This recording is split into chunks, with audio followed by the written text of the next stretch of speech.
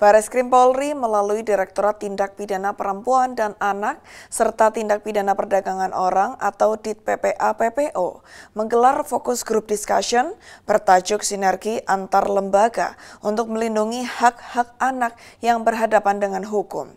Kegiatan ini berlangsung di Hotel Ambara, Jakarta Selatan pada Selasa 4 November 2025. Kegiatan dihadiri oleh Wakabareskrim Polri, Irjen Pol Nundung Saifuddin, yang membacakan sambutan Kabareskrim Polri.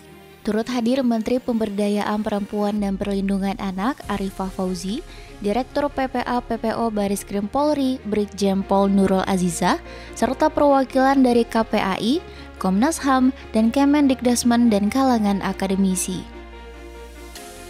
Data yang dihimpun oleh Direktorat Tindak Pidana PPA dan PPO Bareskrim Polri hingga tanggal 3 November 2025 mencatat terdapat 332 anak yang terlibat dalam kasus kerusuhan pada aksi unjuk rasa di 11 Polda di seluruh Indonesia.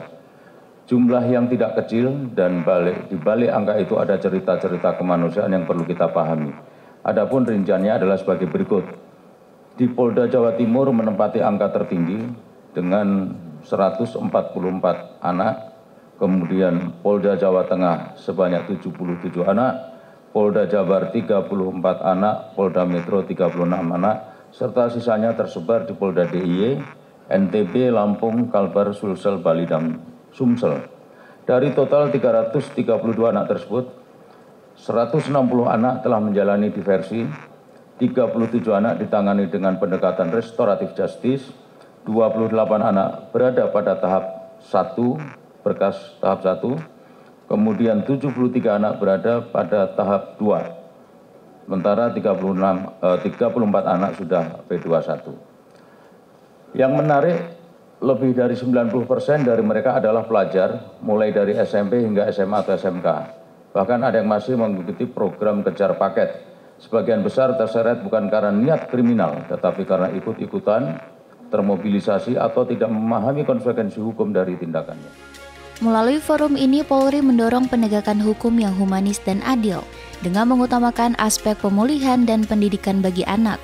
Direktorat PPA-PPO Bareskrim Polri terus memperkuat sinergi dengan kementerian dan lembaga terkait untuk mendorong penanganan anak yang berkeadilan dan ramah anak.